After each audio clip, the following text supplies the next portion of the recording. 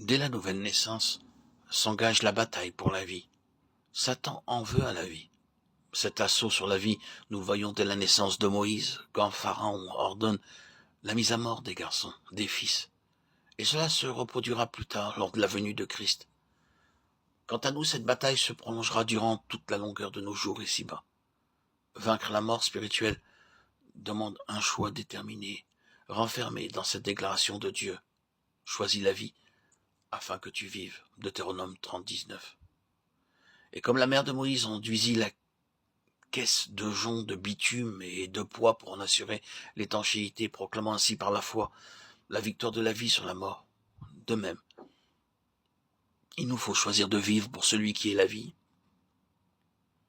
Les lois de la vie céleste en Christ deviendront effectives dans tous ceux qui auront entendu la voix du divin berger, les appelant à le suivre et qui lui obéiront. Jean 10, 3, 4.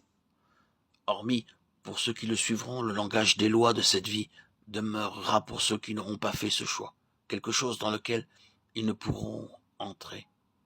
En vérité, je te le dis, si un homme ne naît de nouveau, il ne peut voir le royaume de Dieu. Jean 3, 3. Il peut être nécessaire de rappeler la signification de être régénéré par la régénération. Dieu obtient une nouvelle race, une race céleste, par la nouvelle naissance.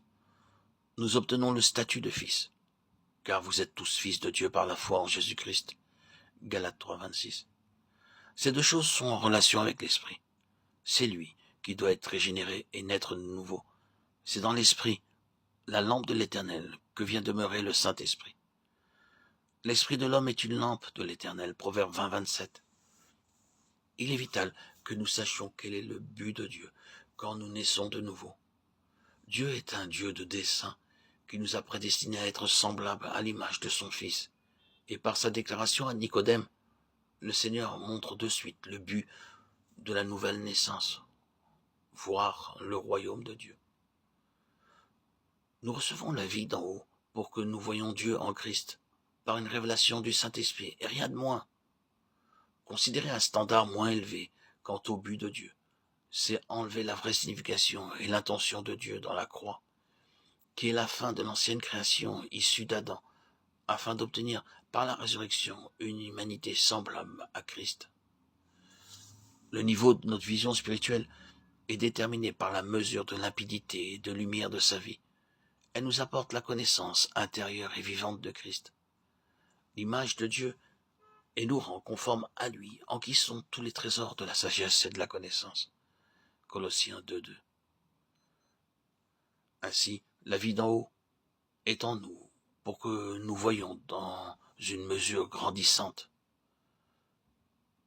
Dieu en Christ, par révélation.